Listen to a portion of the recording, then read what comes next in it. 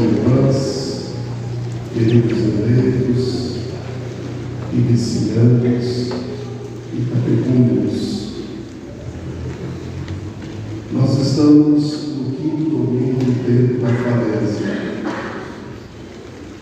Nós estamos há uma semana de iniciarmos a Semana Maior, a Semana Santa, dita por nós católicos por tradição, por costume e por referencial teológico litúrgico. É de se perguntar, queridos irmãos e irmãs, como está sendo a sua caminhada quaresmal, o seu retiro. Hoje nós já estamos vivenciando o 33º dia. Depois de 33 dias, acredito que o nosso coração ele está mais aberto e sensível à realidade da proposta de Jesus, de que seu reino aconteça. Mas sabemos que nós temos uma servidura, sabemos que às vezes nós somos críticos por demais, às vezes nós não damos o braço a torcer, e isso nos atrapalha de fazer uma verdadeira experiência de Deus. Se nós deixássemos que a palavra de Deus entrasse de fato no nosso coração, ela tem um poder de transformação. Só que a gente resiste, a gente prefere a palavra, nós adiamos na nossa vida a salvação.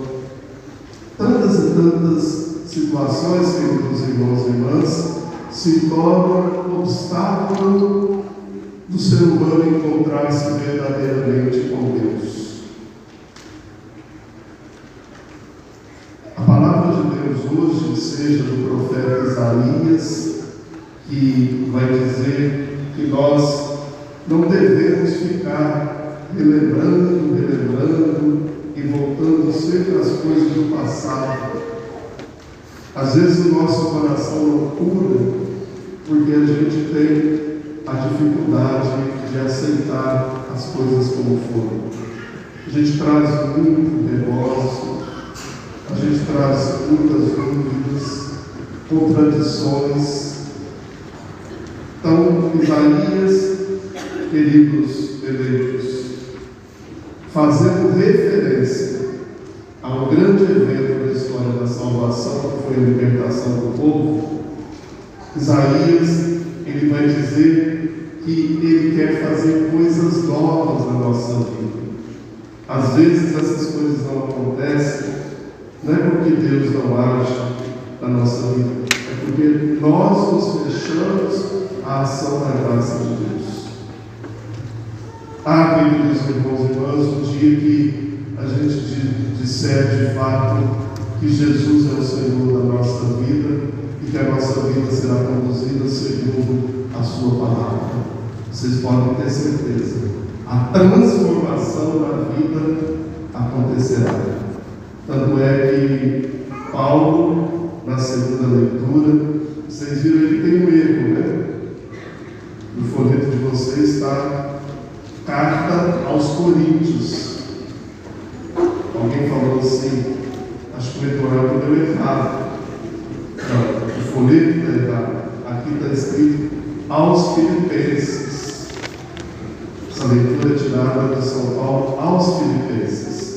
E nessa leitura, queridos irmãos e irmãs, São Paulo deixa extravasar a sua alma, dizendo que para ele é uma vantagem suprema de deixar tudo, de perder tudo por causa de Cristo. Diante de Jesus e da sua proposta, tudo vira lixo. Não serve. O lixo é aquilo que não serve mais, é aquilo que nós descartamos. E São Paulo diz isso hoje. Quando nós fazemos um encontro verdadeiro com Jesus, queridos eleitos, creio, acredito, espero, exalto que essa palavra chegue no coração de vocês. Tudo se torna descartável. Porque a própria expressão que Paulo vai dizer, eu corro para alcançá-lo, visto que já fui alcançado por ele. Se soubéssemos o quanto a nossa vida seria outra se pudéssemos de fato mudar. Queridos eleitos, querido povo de Deus, o Santo Evangelho, ele nos aproxima verdadeiramente da pessoa de Jesus. Não existe nenhum homem, e nunca existiu nenhum homem no mundo que é capaz de transformá-lo a não ser Jesus. Mas nós não acreditamos nisso. Como assim, Padre? Não acreditamos? Não acreditamos porque o mundo está do jeito que está. Nós ainda não cedemos a nossa vida, o nosso coração para Ele. Hoje trago uma pequena perícope bíblica, um pequeno trecho, que é muito questionado pelos doutos, pelos estudiosos. Muitas Bíblias não constam esse texto, mas em Santo Agostinho ele foi declarado válido e canônico. Por não poder, por não ter a capacidade de lidar com o texto em questão, muitas das vezes, lá ainda na patrística, eles acharam melhor tirar fora. Aí, queridos irmãos e irmãs, nós pecamos daquilo que acreditamos. Porque o texto, do jeito que foi vivido, contado normalmente, escrito e anunciado, ele tem um contexto. E nós já refletimos sobre isso. O texto fora de contexto serve de pretexto para não entender o texto. Às vezes as pessoas preferem sublimar do que aceitar, encarar a realidade da vida. Conta-se o texto que Jesus ele passou a noite no Monte das Oliveiras em oração. Ainda de madrugada, ele volta para o templo. Ele está em Jerusalém. Ele está na cidade que vai prendê-lo, julgá-lo justamente, crucificar na cruz e matá-lo. E ele está fazendo o que em Jerusalém? Ensinando. Ele senta no templo e ensina. E diz que em torno de Jesus estava uma grande multidão de pessoas. Quando de forma inusitada chegam ali os fariseus e os doutores da lei, trazendo consigo uma mulher. Se a gente ver o contexto de tudo aquilo que estava acontecendo, eles estavam ali não por causa da lei, que é santa, não por causa da mulher pecadora, não por causa da palavra e dos ensinamentos de Jesus. Eles estavam ali porque a intenção no coração daqueles homens era uma intenção de homens maldosos, homens que não se preocupavam em ensinar e salvar, homens que queriam condenar e matar. O coração deles estava tomado de ódio, porque todas as vezes que Jesus chegava em Jerusalém, a autoridade daqueles homens era colocada em xeque. As pessoas sentavam, gostavam de ouvir Jesus. O último episódio é quando eles mandaram a guarda do templo para prendê-lo, e quando eles não voltaram com Jesus e ouviram dos guardas: nunca ouvimos um homem falar como esse. As pessoas ficaram admiradas com Jesus. Quando ele falava, queridos irmãos e irmãs, tocava o coração, restaurava vida. Almas eram salvas, pessoas eram reconduzidas no caminho de Deus. situação limite. Uma mulher pega em adultério. Para considerar adultério, deveria considerar que ali havia vínculo com alguém. Então aquela mulher estava traindo o seu esposo com outro homem. Isso é adultério, segundo a lei. Cadê o homem? Meus irmãos, cadê o homem que estava com essa mulher? Só ela estava em pecado? Aí começa a deturpar a lei de Deus. Porque o judeu, desde pequeno, ele ensinava ao judeu que a mulher era causa de pecado. A mulher era causa de perdição. A mulher não era aceita no templo. A mulher era considerada uma pessoa inútil. Isso mesmo. A lei dizia isso. A tradição e a cultura dizia isso. Mas aí, do outro lado, a gente vê Jesus, Maria Madalena, Marta, Maria, a viúva de Naim, a própria mãe de Jesus. Nosso Senhor, queridos irmãos e irmãs, as mulheres tinham um fascínio por causa de Jesus. Elas gostavam de ficar com Jesus, elas gostavam de escutar Jesus. Por quê? Porque elas eram acolhidas e amadas. Jesus não olhava para a mulher discriminando, ele olhava para a mulher elevando a sua dignidade. E esses homens maldosos, os doutores da lei, os donos da lei, traz logo uma mulher para mexer com Jesus, para provocar, para tentar Jesus. Ali, eles viram que Jesus não tinha saída.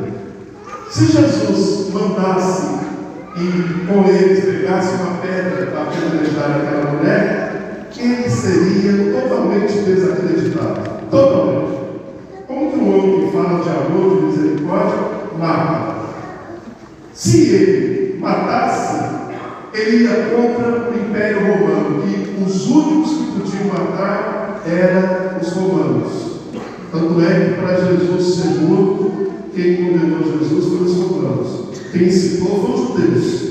Mas quem condenou e matou foram os romanos. E se Jesus, ele ali salvasse aquela mulher, perdoasse aquela mulher, ele estava indo contra ele, porque a lei mandava matar. Então não tinha saída, não tinha.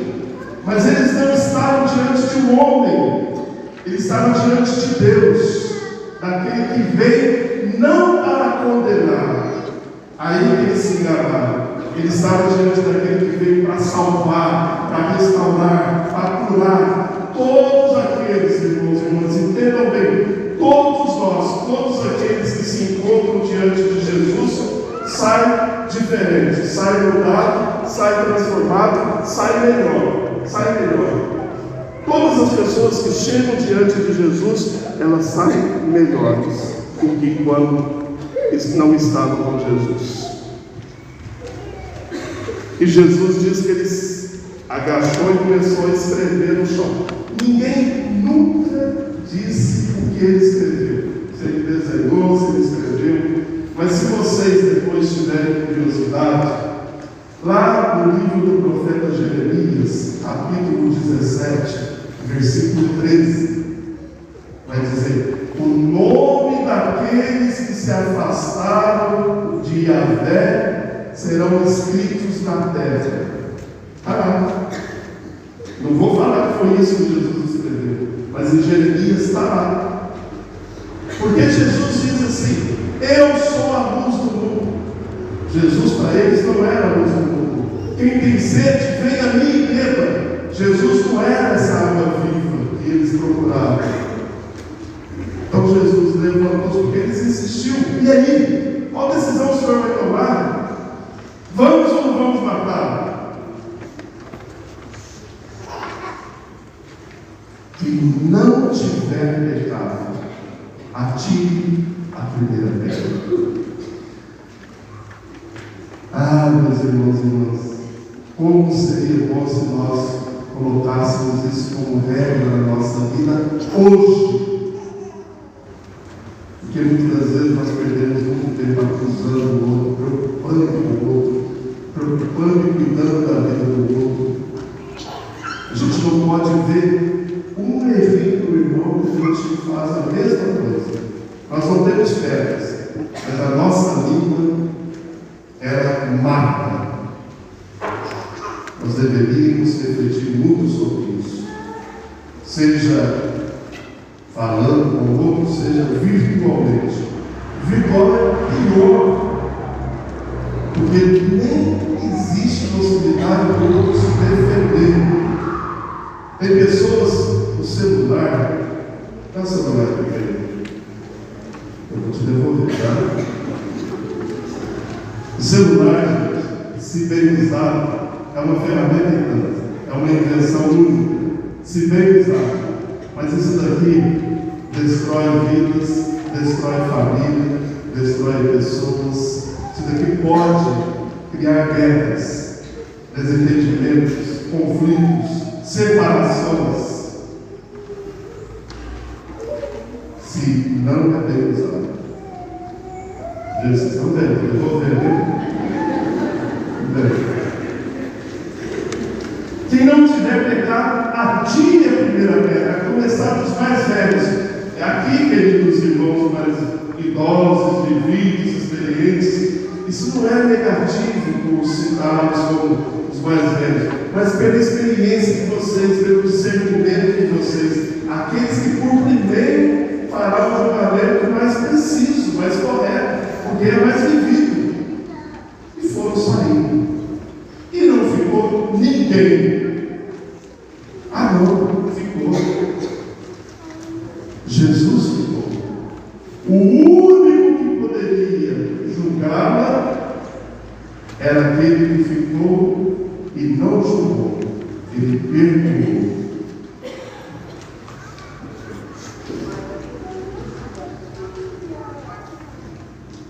Tem uma música do Padre Zezinho que expressa bem aquilo que nós deveríamos viver.